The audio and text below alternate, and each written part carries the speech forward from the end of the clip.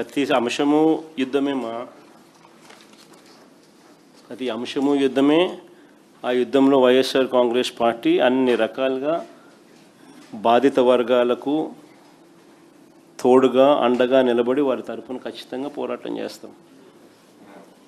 ఆ మాదిరిగా ఖచ్చితంగానే ప్రతి జిల్లాలోనూ ప్రతి అడుగులోనూ ఎక్కడెక్కడ సమస్యలు ఉన్నాయో అక్కడక్కడ మా వాళ్ళందరూ పోతూ ఉన్నారు. సమయాన్ని బట్టి అవసరాన్ని బట్టి నేను కూడా అప్పుడప్పుడు అక్కడక్కడ యాజిటేషన్స్లో పార్టిసిపేషన్ కూడా చేస్తాం. ఇది రొటీన్గా జరిగే కార్యక్రమం.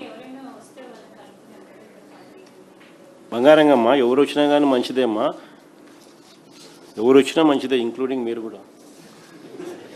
సార్ దళిత క్రైస్తవ మహాసభ నిర్వహించిన శ్రావణ్ కుమార్ మీద కేసు నమోదు చేశారు. అలాగే ఆంధ్ర తెలంగాణలో ఉన్న జర్నలిస్టులు ఎవరైనా వైఎస్ఆర్సీపీకి మద్దతుగా మాట్లాడితే కేవీ రెడ్డి లాంటి వ్యక్తులను అరెస్ట్ చేశారు. ప్రొఫెసర్ నాగేశ్వరరావు మీద ముక్కుమ్మడిగా టీడీపీ జనసేన నాయకులు దాడి చేశారు. అలాగే ప్రకాష్ రాజ్ ఏమన్నా సనాతన ధర్మం గురించి మాట్లాడితే ఆయన మీద కూడా దాడి చేస్తున్నారు. అదే కదా ఇప్పుడు చెప్పింది. రెడ్ బుక్ రాజ్యం అనేది, రాజ్యాంగం అనేది జరుగుతూ ఉందని చెప్పడానికి ఎన్ని నిదర్శనాలు. ఈయన ఇక్కడ చేయడమే కాకుండా ఈయన ఇన్ఫ్లుయెన్స్ ఎక్కడెక్కడైతే, ఈయన ప్రాపకం ఎక్కడెక్కడికైతే పెంచగలుగుతాడో అక్కడికక్కడ పెంచి వాళ్ళతో కూడా చేయిస్తూ ఉన్నాడు అన్ఫార్చునేట్గా. అది ఫ్లైట్ ఆఫ్, అందుకనే చెప్పినా కదా హే రామ్ సేవ ఆంధ్ర అని. సార్ ఉండవల్లి గ్రామాల్లో సార్ ఈ మెగా డిఎస్సిలో అక్రమాలు జరిగాయని మీరు ఒక పోరాటం స్టార్ట్ చేశారు. అయితే ఈ మెగా డిఎస్సిలో అక్రమాలు నిరూపించాలంటూ మంత్రి లోకేష్ గారు మీకు సవాల్ కూడా చేశారు. దీనిపైన చర్చకు సిద్ధమని.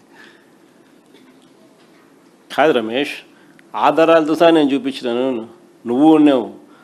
ఎవడు సమాధానాలు, పెద్ద పెద్ద పురుష పదజాలం అవసరం లేదు స్వామి. ఆ సమాధానాలు, ఆ జీవోలు అన్నీ చూపించినాము. ఆ జీవో ఇట్లా నువ్వే ఇచ్చినావు, ఇదిగో జీవో ఇది, జీవో నెంబర్ సో వన్సో, జీవో నెంబర్ సో వన్సో అని సాక్ష్యాలు ఆధారాలతో చూపించిన. నీ చేతనైతే ఇవి కాదు జీవోలు, ఇవి జీవోలు, ఇది వాస్తవాలు, ఇవి కాదు ఇవి అవాస్తవాలు, ఇవి వాస్తవాలు అని చెప్పి చూపించు. ఊరికే అవన్నీ ఏమీ చేయకోకుండా ఊరికే పబ్లిసిటీ కోసము ఊరికే మాట్లాడడం ఎందుకు? దానివల్ల నువ్వు సాధించేది ఏంది? ఇప్పుడు ప్రజలు నువ్వు మాట్లాడేది చూస్తున్నారు, నేను మాట్లాడేది చూస్తున్నారు. ప్రజలు పిచ్చోళ్ళు కాదు. ఎవరెవరు మాట్లాడుతూ ఉన్నారు, ఎలా మాట్లాడుతున్నారు, ఏం మాట్లాడుతూ ఉన్నారు, ఏమేమి ఆధారాలు చూపిస్తూ ఉన్నారు, ఆ ఆధారాలకు సంబంధించిన విషయాలు ఏమిటి అని ప్రజలు గమనిస్తూనే ఉండరు. ఆ ఆధారాలన్నీ చూపించి మాట్లాడితేనే ఆర్గ్యుమెంట్ ఏదైనా కానీ ఎవరైనా కూడా రిసీవ్ చేసుకుంటారు. సో నీ దగ్గర ఆధారాలు ఏదైనా ఉంటే నువ్వు చూపించు. లేదు నువ్వు చెప్పింది తప్పు, ఇదిగో ఇవి ఆధారాలు అని చెప్పి నువ్వు చేతనైతే నువ్వు చూపించు. అప్పుడు నీ ఆర్గ్యుమెంట్ మీద ప్రజలు నమ్ముతారు, ప్రజలు హర్షిస్తారు.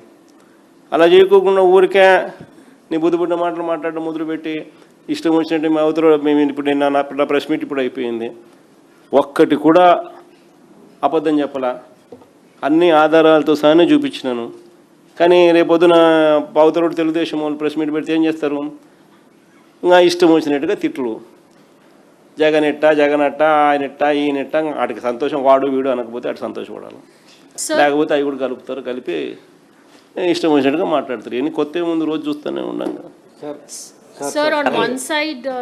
Sir, on one side you talked about how the farmers, YSRCP had gone to meet with the farmers at Amravati and that they were named as rowdy sheeters. But Andhra Pradesh Chief Minister Chandrababu Naidu has said that you were the ones who had not supported for Amravati and you wanted Mavigan to be as the capital. Do you still stand by what he say? Because he's saying YSRCP leaders are rowdy sheeters and a tail can never be straightened. That's the comment he's made. Yeah, my next election would be fought on the battle Mavigan versus Amravati. Yes, we would stand by it. We are for Mavigan. Everybody who is for Mavigan will vote for YSRCP.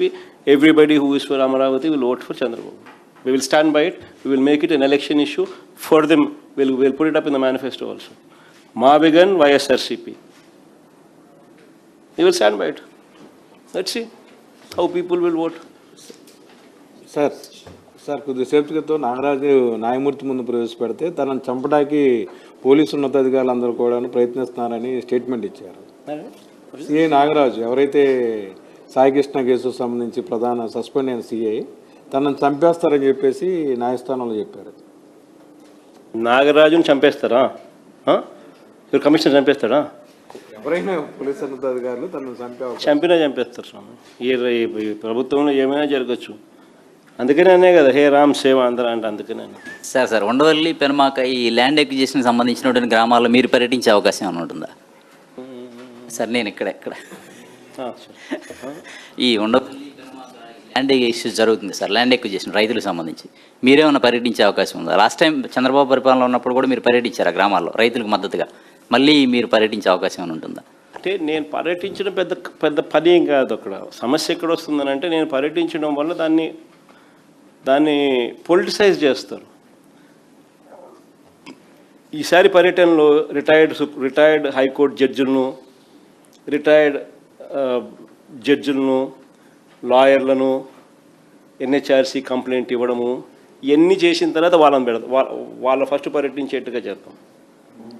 ఇంకా నేను పోయినాను అనుకో స్ట్రైట్గా ఏదో అమ్మన్నట్టుగా అంటారు చూసినామా, జగన్ అమరావతికి వ్యతిరేకంగా బట్టి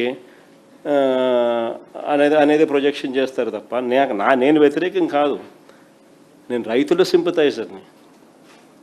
రైతులకు అక్కడ జరుగుతూ ఉన్న అన్యాయాన్ని ఏదైతే జరుగుతూ ఉన్నాయో రైతులే చెప్తా ఉన్నారు. ఎందుకు అన్యాయం చేస్తూ ఉన్నామని చెప్పి రైతుల తరపున మనం అడుగుతూ ఉన్నాం, ప్రశ్నిస్తూ ఉన్నాం. ప్లస్ నువ్వు చేస్తూ ఉన్న స్కాములు ఏదైతే ఉన్నాయో జెన్యున్గా నువ్వు చేస్తూ ఉన్న స్కాములు ఆధారాలతో సహా చూపిస్తూ ఉన్నాం. ఆధారాలతో సహా చూపిస్తూ ఉన్న ఈ స్కాములు కాకుండా ఎలా పోతాయి? స్కాములు చేయకుండా రాజధానిని బిల్డ్ చేయగలిగే అవకాశము ఏమిటి? మావిగన్ను. ఏ స్కాములు లేకుండా రాజధాని అనేది, బ్రహ్మాండమైన రాజధాని అనేది ఏర్పాటు ఎలా అవుతుంది? మావిగన్ను. మచిలీపట్నంలో పోర్టు, విజయవాడలో ఇంటర్నేషనల్ ఎయిర్పోర్టు, గుంటూరులో ఆల్రెడీ డిఫరెంట్ టీచింగ్ ఇన్స్టిట్యూట్స్, మచిలీపట్నంలో రైల్వే స్టేషన్, విజయవాడలో రైల్వే స్టేషన్, గుంటూరులో బ్రహ్మాండమైన రైల్వే స్టేషన్, మూడిటికి కనెక్టింగ్ బ్రహ్మాండమైన నేషనల్ హైవేస్. అన్నీ బ్రహ్మాండంగానే ఆల్రెడీ ఉన్నాయి.